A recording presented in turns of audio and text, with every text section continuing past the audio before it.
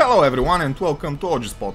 In this episode I'm gonna hit you up with a super fun meme build which I've done many years ago and I've named it the Zealermancer. Starting up with the distribution points, we've got 90 base value of strength, 110 dexterity, and everything else goes into vitality to try to raise up the life pool as much as we can. Our defense is pretty low with block chance of 43%.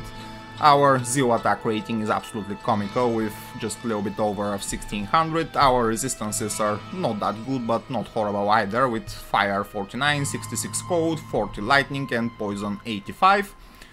Quick look over the advanced stats page so you can see the options which we've got with the current setup and this build. And that's about it. Now let's quickly show you the mercenary first. So the mercenary setup is extremely budget, items not even being socked, so we've got steel skull helmet. This one provides a little bit of attack rating with survivability coming from the life leech, also decent amount of magic item find. The armor is 2 pro, 40% chance of open wounds, and it also gives 10 strength, which is necessary for the mercenary to be able to carry his insight weapon, which is made in a giant treasure base. And that's about the setup pretty much. It's a level 85 desert mercenary with the blessed aim aura, which is, I'd say, necessary for our playthrough, especially considering how low our attack rating is. You definitely need this mercenary to supplement you. So now let's talk about the more interesting part, and that's gonna be the itemization part. So starting up with the item which I've talked about in my previous video, that's gonna be the Passion Reward in a Phase Blade.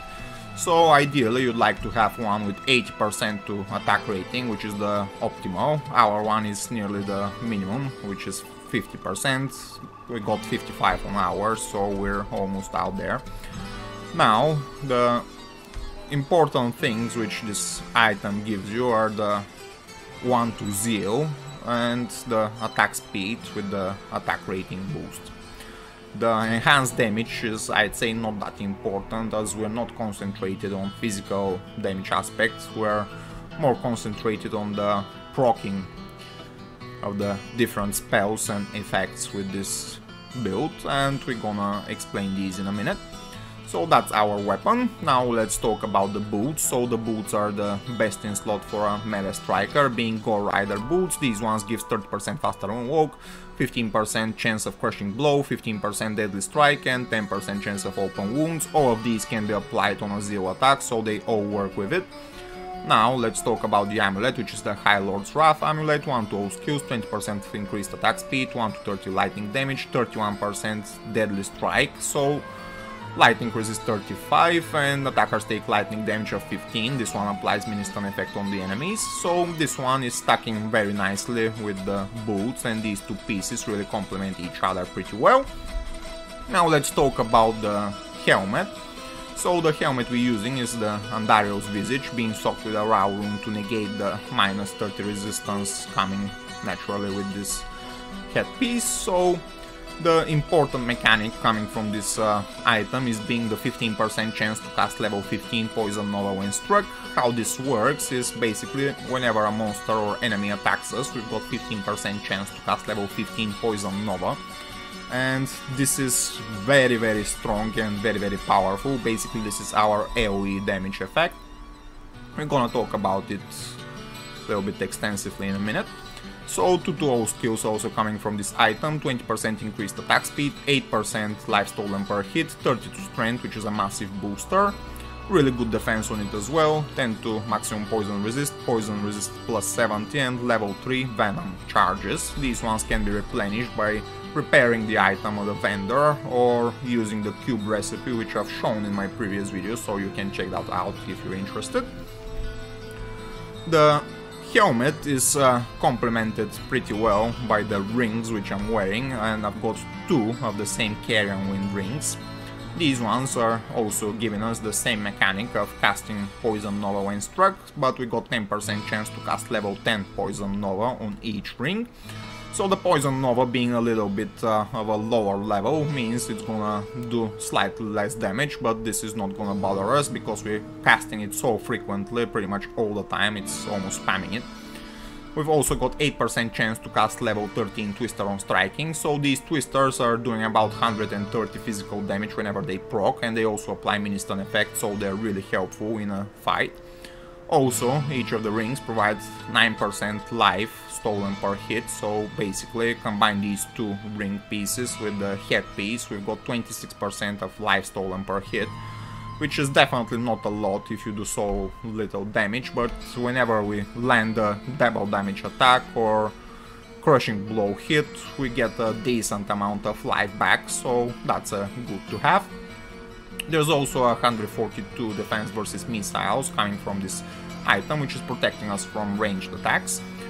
Poison resist plus 55, 10% damage taken goes to mana, but our mana is not a concern at all. There's also level 21 poison creeper charges on each of the rings, so you can use this summon as well. It's a druid skill. What it does is poison damage, about 100 and something. So it's not that good, but everything helps. The more you got, of course, the more it adds. So that's about the headpiece and the two rings. Really work pretty nicely, these three pieces together. So let's discuss the armor of choice, which is of course bone. Now, this is considered a budget reward, only requiring 2 runes, and they're quite easy to get by, so nothing expensive here again. The two mechanics which this armor provides us are very important and interesting once more. So the first one being 15% chance to cast level 10 bone armor when struck. This is exactly the same effect. We've got 15% chance to cast level 10 bone armor pretty much every time we've been attacked, and with us being a Zealer and a frontline warrior, with not having very high defense or attack or block chance, we are getting hit quite frequently, which means we're gonna spam and proc these bone armor shields quite frequently as well. Now we've also got 15% chance to cast level 10 bone spear on striking, and this is a really good mechanic. Whenever we start using our Zeal skill, we're gonna cast a lot of bone spears, and this is another addition of AoE damage and magical damage effects. So plus 2 to Necromancer skills coming from this item as well, 146 to mana, all resistance is 30, damage reduced by 7, so really decent budget armor for the Necromancer. Now the last 3 gear pieces are being the 3 trunk pieces, starting up with the belt. This is our source of cannot be frozen mode, because we're not utilizing Raven Frost rings, we need to search for this mode elsewhere, and this is the item which grants it. So 66 to life, replenish life 5, 30 to mana, cannot be frozen, and cold resist 40, which is a really decent option as well. We've also got access to level 13 firewall and level 18 fireball, which are sorcerer skills. Regenerate mana 30%, so that's about the belt. Decent defense on it as well. Now the gloves, tranquil close, and again, really good ones. 2 to curses, 20% faster cast rate, plus 25% to poison skill damage. Now, if you've paid good attention, we've got poison nova procs coming from our both rings and our headpiece. So increasing our poison damage by 25% is an extremely good option, especially considering how frequently we cast those poison novas. We've got cold resist 30, and yeah, that's about it from the gloves. And now the last trunk piece is gonna be the Tranquil Wing Cantor Trophy. That's the shield, plus 2 to poison and bone skills. This one's being soaked with perfect diamond to get additional all resistances as much as we can. 30% increased chance of blocking, plus 25 to strength, plus 15 to dexterity, and decent resistance pool. And now the most important option being the minus 25% enemy poison resistance. You unlock this option by wearing 3 trunk pieces, and that's exactly what we've got on this setup, so really good option. Now, on weapon switch, we've got our CTA and something else which I consider needed, and that's gonna be our Splendor Shield. This one is to get additional 1 to all skills to further amplify the CTA effects. And the most important part from this extremely strong budget run ward is gonna be plus 3 to lower resistance, plus 3 to decrepify curses. This is how we've got access to our 2 high-end Necromancer curses without even spending a single skill point into developing them. So as you can see at our curses page, we've got both of the high-end curses the Necromancer can have, lower resist being the last one, and the Decrepify curse, both of them at level 15 before CTA. So after pre-buffing we can raise them up at level 16 without even spending any single point into the skill tree to unlock those curses. So the Decrepify curse is super strong, it amplifies the physical damage that the monsters are receiving, so you can hit them much stronger than you're initially supposed to. It also slows them really strongly, so this is a super good skill to use on act bosses, for example, or really high HP monsters. Now the other one is working extremely well with our Poison Nova procs, but of course you can use these two in a party play, so this whole setup is also helpful in party situations. You can help your team by using those two curses. And that's about the weapon switch. Now how you use these curses is you simply hit the W key, you switch to your other hand, you curse the monsters from a distance, and then you hit it again, switch back to your main hand, and you can jump into a battle. So that's how I utilize those curses. And now let's quickly talk about the charms. So the charms which I've got here are, I'd say, quite crappy. They're definitely far away from perfect, but they're the best which ones I can use for this setup at this very moment. Ideally you'd like to have 3 20-20 small charms, and with such inventory you can raise this character up to 3.5k HP and 5.5k attack rating, which is extremely decent. But with what we've got at the moment, you can see our life pool and attack rating, and that's about that. We've also got Hellfire Torch Necromancer charm, which is being donated to us by a member of the Facebook D2R group, so thank you my friend, this video is for you. And that's about it pretty much. Now let's quickly talk about the skill distribution. Now over the curses page you can see 0 points spent. On the summoning page same can be set, and everything goes into the poison and bone skills, starting up with maxing out Thief, 20 into that, single point into bone armor, 20 into bone wall, 20 into bone prison, and 20 into bone spirit. Now all of these skills which I've maxed out are synergies for the bone spear skill, which means whenever we proc with a zeal attack, whenever we proc our bone spear, it's gonna be fully synergized and it's gonna hit much stronger than without any synergies. So essentially it's gonna do about 700 magical damage per proc, which is definitely really good. Our Poison Nova procs are doing about 1k damage each, and they're super frequent, so we also negate a lot of the enemy resistances.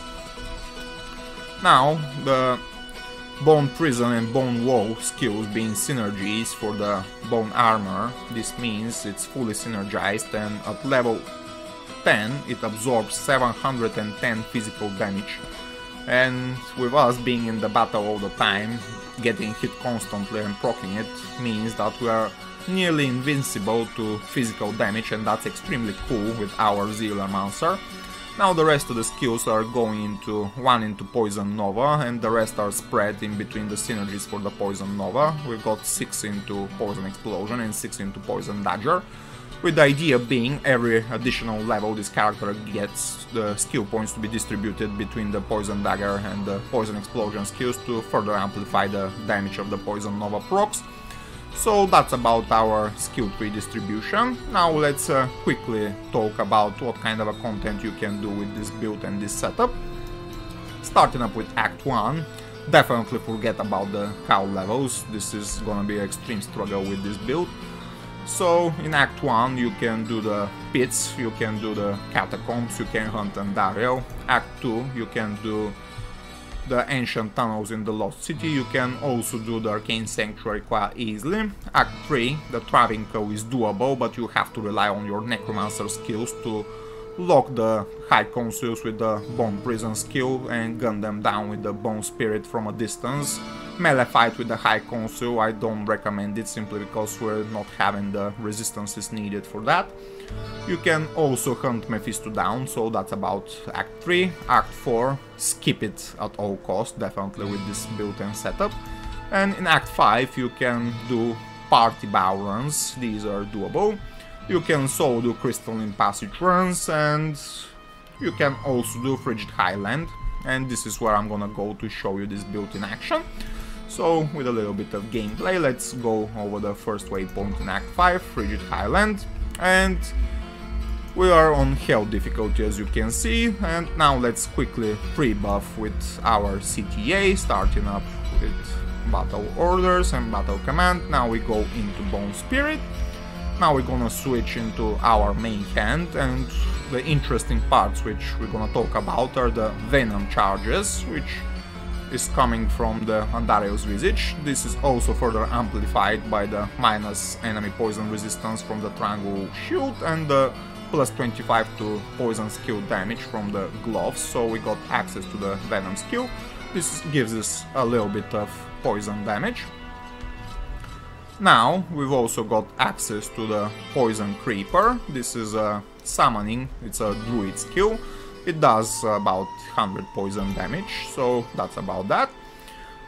We've also got access to the Heart of the Wolverine, which is coming from our Passion weapon, but first I'd like to pre-buff myself with a Demon Limp to get additional attack rating. I recommend you to do the same if you wanna play this build. You definitely need a Demon Limp. If you don't have that sweet 3-20-20 Smoke Charms inventory, you definitely need one to further boost your attack rating, because otherwise you won't be hitting those monsters and you won't be proccing those spells. So now, with our Mercenary giving us Blessed Aim Aura, which hasn't kicked in yet, whenever the Mercenary Aura kicks in and we've got our enchant being casted, we've raised our attack rating to almost 6.5k, which is definitely not a lot, but I consider it almost enough for Hell difficulty solo playthrough. As you can see, we got 90% chance to hit with that much of attack rating, so that's not a lot. Now let's pre-buff with CTA again, and now we can cast our Heart of the Wolverine, which is again Druid summoning skill. This one gives additional 39% to attack rating and 34% to damage, also works with our Mercenary damage, so this gets a little bit of a boost as well. And now let's jump into battle. We can curse those guys from a distance with Decrepify or lower resist. And now let's just kill them. Oh, that was interesting teleport effect. Definitely quite laggy our gaming session. So you can see we start swinging those zero attacks. Basically we're proccing those Twisters and Poison Novas very effectively. We also proc those Bone Armor skills and the Bone Spear on the top of that. So that was a quick fight with Eldritch. Now again I'm gonna do the same strategy. From a distance I'm gonna hit the weapon switch, curse the monsters with the lower resist curse so they can take additional poison damage from my Poison Nova procs, and just gonna jump back into battle. As you can see, the AoE effects which we've got are quite decent. The Poison Nova works extremely well, it casts itself very frequently. We've also cast Firestorms, Tornadoes, and really good Bone Spear, which is doing pretty good magical damage. And as you can see, we're dealing good amounts of damage, I'd say, especially considering this is a Hell difficulty. And considering how budget our gear and setup is, I'd say we're definitely performing very well. So we've cleared that area, and yeah, I think that's about it for this video pretty much. I hope it's been helpful for you. I know it's really fun, definitely fun to see Necromancer using Zeal attacks and swinging with a Phase Blade around. It's pretty much unique thing, which you barely ever see. And a really fun build, I'm quite proud of myself, and yeah, I'd say it's a successful one. Definitely works very well, super fun to play. You tend to do decent AoE effects. In terms of PvP, you're locked to using Bone Prison and Bone Spirit skills, but yeah, that's about it. You can definitely not use Zeal into PvP, you're not gonna kill anybody because you lack the damage and attack rate to do so. But for PvM and playthrough, I'd say very fun build. You can use it in party plays as well. Of course, you get access to your Necromancer spells, with Bone Spirit being quite strong with being maxed out, with also almost fully synergized. It hits for 2.7k magical damage, which you can take advantage of in a spicy situations. Let's say there are a lot of range monsters which you don't wanna fight directly, or there's something which hits extremely strong. You can prison them with the Bone Prison and kill them from a distance with the Bone Spirit skill. Of course, you got access to your Corpse Explosion skill, which is the ultimate clearing skill in the game. So yeah, you've got access to your Necromancer skills, and on the top of that you can use your Zeal attacks, and we can turn this Necromancer in something like a battle mage pretty much. So definitely super fun, effective build, really good to play, really fun, really satisfying as well, unique. So we got a lot of style points with this setup. Definitely not a meta build, so you don't expect anything super high-end performing, or you won't be dealing with any Ubers with this setup, put it that way. But if you wanna play something different, if you wanna be unique, if you wanna be cool, I recommend you give it a try. You won't be regretting it. It's definitely a lot of fun. And yeah, in your core you're still a Necromancer, so you can do all the Necromancer funny bits and pieces, but with the addition of having Zeal and pretty good spell procs. So I really hope you like this video, guys. Let me know in the comments what you think about it. How would you improve it if you think you can? Maybe you've tried it out yourself, you had the idea, who knows. Yeah, let me know what you think in the comments. Stay tuned for the next one, and I'll see you later. Bye!